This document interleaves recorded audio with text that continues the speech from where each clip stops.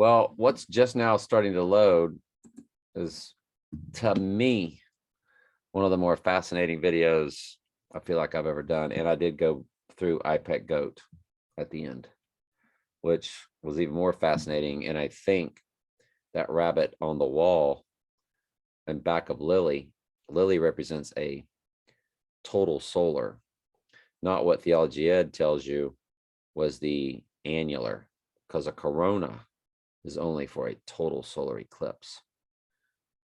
And there was not a total solar eclipse on the summer solstice. That was an annular.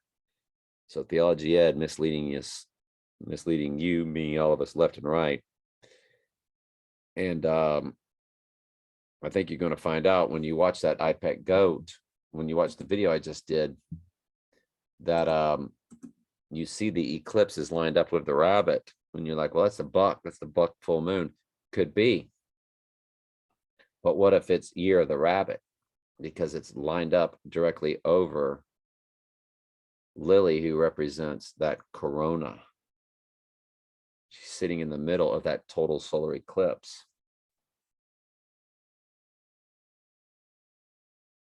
So, yeah, fascinating. What I didn't do is I forgot to go over tomorrow's grid.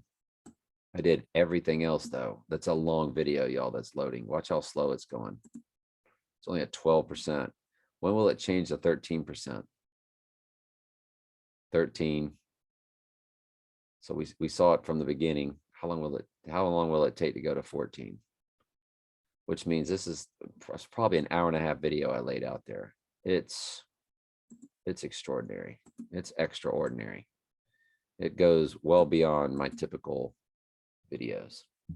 Tomorrow does click though, and in that video, we really highlight June 18th. It's a big day now also. And we started giving us all different thought processes on how to look at what it is we're looking for. And yes, just watch it. It's long, so let it take 2 or 3 days to watch it, but watch it. Tomorrow does hit on the Great Conjunction at a 37-day progression. Also one of the tetrad total lunar eclipses, 2014, a partial lunar in 2021. The year I was born, an annular solar, and the condo collapsed last year when the tower fell. All hits on May 23rd, and May 23rd was the last day my second wife and I fornicated after the divorce. And it's day 143 with 222 left, 222 left. 222, coding, future tense. 143, the 1-4 tray, which, as I explained to Michael, is how I got into all this stuff in the first place. Like, who's the 1 for tray? 143, which ends up being God times 3, and another one of the numbers times God, or 7154, ended up being my employee number. So fascinating how the numbers all lined up. And in the previous video, we really touched on the 6 and the 9. The June 18th is day 196. Excuse me, is day 169 with 196 left to go. So it's a 69, 96 for the flip-flopping of the 9 and the 6s. And the 6 and the 9 are the only 2 numbers times God that have what were my favorite numbers: 2, 24, 27, 38, 42, 45. 6 has a 42 and a 24, and 9 has the 38. And the 64 for my next wife number, which is also in Trump's number. So I explain all that in the next video. I mean, yeah, the video that's loading. This one will end up coming out first.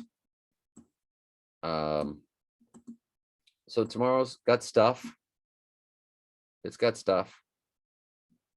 And it's very symbolic. But does he go down? Kind of doubtful. Looking at June 5th or June 18th, big time now. Even though, you know, him going down before the Casper, he's going to be in Casper on the 28th, which means he's a ghost, which means he has to go down before then, right? Well, is he going down tomorrow?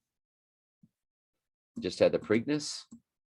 View to a Kill was all about getting in place to view the kill, and it was all about horse racing. So does he go down the day or two, a couple days after the Preakness? I don't know.